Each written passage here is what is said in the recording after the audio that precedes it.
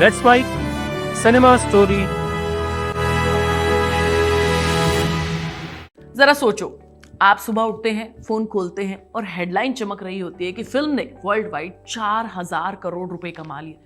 दिल खुश हो जाता है, फैन वॉर शुरू हो जाती है, स्टार को इंडस्ट्री का भगवान घोषित कर दिया जाता है। लेकिन दिमाग के किसी कोने से एक आवाज आती है कि भाई कुछ समय पहले तक हम 300-400 करोड़ की लाइफ टाइम ब्लॉकबस्टर की बात करते थे, फिर ये 4000 करोड़ कहां से आ गए। यहीं से शुरू होता है बॉलीवुड के बॉक्स ऑफिस का सबसे बड़ा खेल, और वो झूठ जिसमें नंबर बढ़ते नहीं भुलाए जाते हैं। सबसे पहले ये समझना जरूरी है कि बॉक्स ऑफिस असल में होता क्या है। थिएटर में टिकट बिकती है और असली पैसे की कमाई वहीं से होती है, लेकिन उस पैसे से पूरा हिस्सा फिल्म वालों को नहीं मिलता। मान लीजिए एक फिल्म ने भारत में 400 करोड़ का ग्रॉस कलेक्शन प्रॉफिट किया।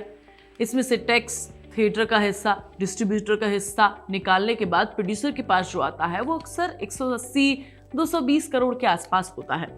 यानी 400 करोड़ सुनने में जितना बड़ा लगता है, जेब में उतना आता ही नहीं है। एक और एग्जाम्पल लेते हैं ताकि बात हवा में न हो।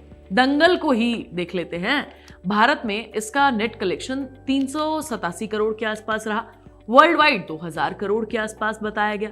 बजट था करीब 70 से 75 करोड़। इसमें कोई शक नहीं है कि फिल्म एक ऐतिहासिक हिट है, लेकिन यहां भी खेल वही है। चीन में जो कमाई हुई वो ग्रॉस में गिनी गई। करेंसी कन्वर्जन के बाद नंबर और बड़ा दिखा, लेकिन क्या वो सारा पैसा आमिर खान या इंडियन प्रोड्यूसर की जेब में गया? नहीं। चीन में थिएटर शेयर, लोकल टैक्स और डिस्ट्रीब्यूशन फीस काटने के बाद असली शेयर काफी कम रह जाता है। अब आते हैं आज के दौर पर, जहां 400 करोड़ सुनना भी छोटा लगता है। पठान का एग्जांपल ले लेते हैं। फिल्म का बजट 250 करोड़ के आसपास, world wide collection 1000 crore plus, सुनने में मेगा ब्लॉकबस्टर लगा। लेकिन जब ब्रेक डाउन करके देखते हैं तो इंडिया का नेट करीब 524 करोड़ रहा। यानी कि असली थिएटर की कमाई वही थी, बाकी वर्ल्ड वाइड ग्रोस में ओवरसीज टैक्स, एक्सचेंज रेट सब कुछ जुड़ा हुआ है। फिर भी ये आंकड़े ठीक लगते हैं, क्योंकि 1000 और 4000 करोड़ में जमीन आसमान का फर्क होता है यार। अब सवाल आता है 4000 करोड़ का नंबर पैदा कैसे होता है?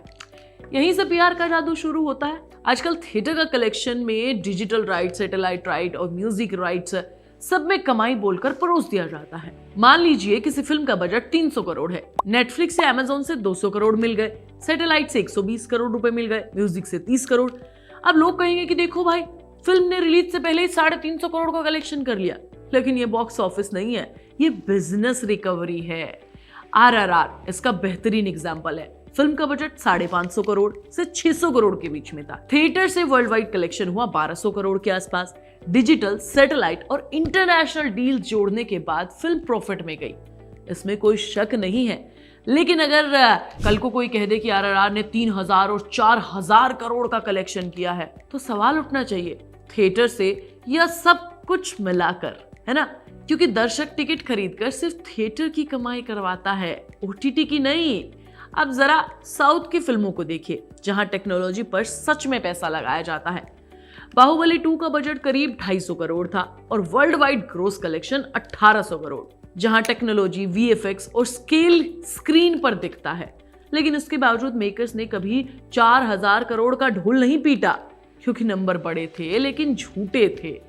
अब बॉलीवुड में हाल के समय में एक और फिल्म का एग्जाम्पल ले लेते हैं, जवान।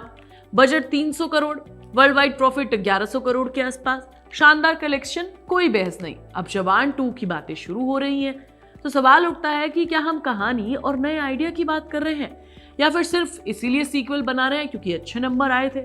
जब इंडस्ट्री हर हिट के बाद सिर्फ सीक्वल का ऑप्शन सेफ मान लेती है, तो क्रिएटिविटी पे तो शक होता ही है यार कि भाई कुछ बढ़िया नहीं आएगा शायद। अब रोबोट और टेक्नोलॉजी वाली फिल्मों का जिक्र होना भी जरूरी है। अब रोबोट जो फिल्म थी करीब 130 करोड़ में बनी थी और वर्ल्ड वाइड कलेक्शन लगभग 290 करोड़ था। उस समय में बहुत बड़ा नंबर था। फिर आया 2.0 जिसका बजट 575 करोड़ रुपए था। उसका वर्ल्ड वाइड ग्रॉस कलेक्शन लगभग 800 करोड़ रहा। यहाँ साफ दिखता है कि टेक्नोलॉजी पर पैसा खर्च हुआ है, लेकिन कलेक्शन ने बजट को मुश्किल से कवर किया है। फिर भी अगर इसे कोई हजारों करोड़ की फिल्म कहे तो आधा सच लगता है। समस्या ये नहीं है कि फिल्में आधा पैसा कमा रही है, समस्या ये है कि नंबर को सच में बड़ा बनाकर पेश किया जाता है। 400 करोड़ की फिल्म को 4000 करोड़ की इमेज देना ताकि अगली फिल्म के लिए स्टार की फीस बढ़े, बजट फूले और रिस्क हम लोग उठाएं। और फिल्म फ्लॉप होती है तो वहीं पीआर चुप हो जाती है। इसका असर हम सब पर पड़ता है। हम ये मानने लग जाते हैं कि हर बड़ी फिल्म हिट होती है, हर स्टार की इमेज बढ़ जाती है। फिर जब कोई छोटी फिल्म आती है तो हम उसे देखने नहीं जाते।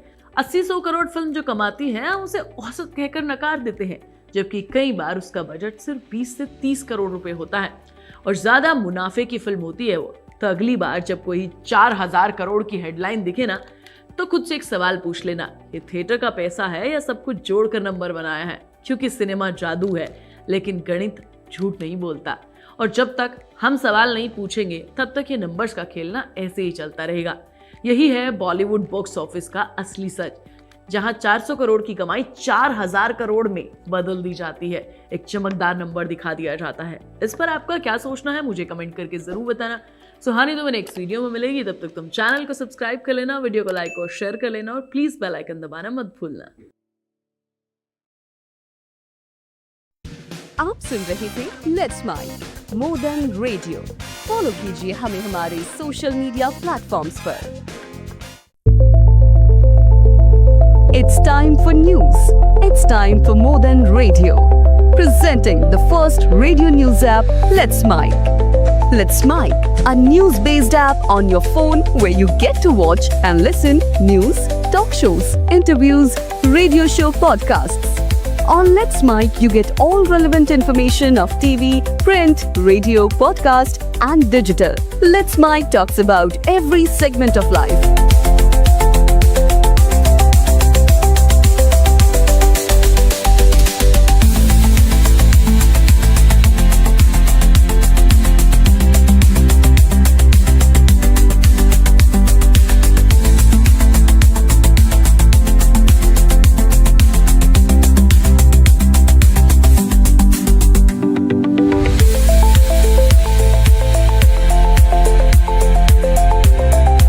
Download the app now from Play Store. Available both on Android and iOS mobile phones. Follow us on YouTube, Instagram, Twitter, LinkedIn, Facebook, Telegram, WhatsApp, Snapchat. Let's talk, let's connect, and let's mic. It's time for news. It's time for more than radio.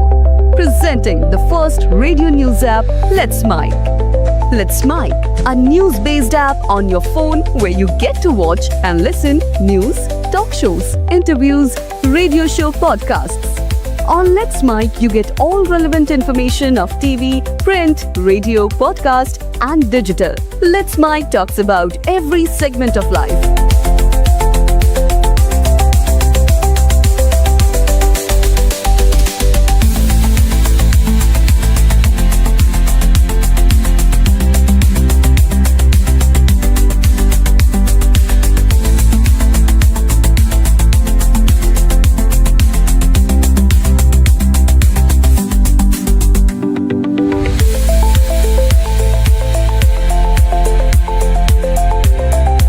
Download the app now from Play Store. Available both on Android and iOS mobile phones.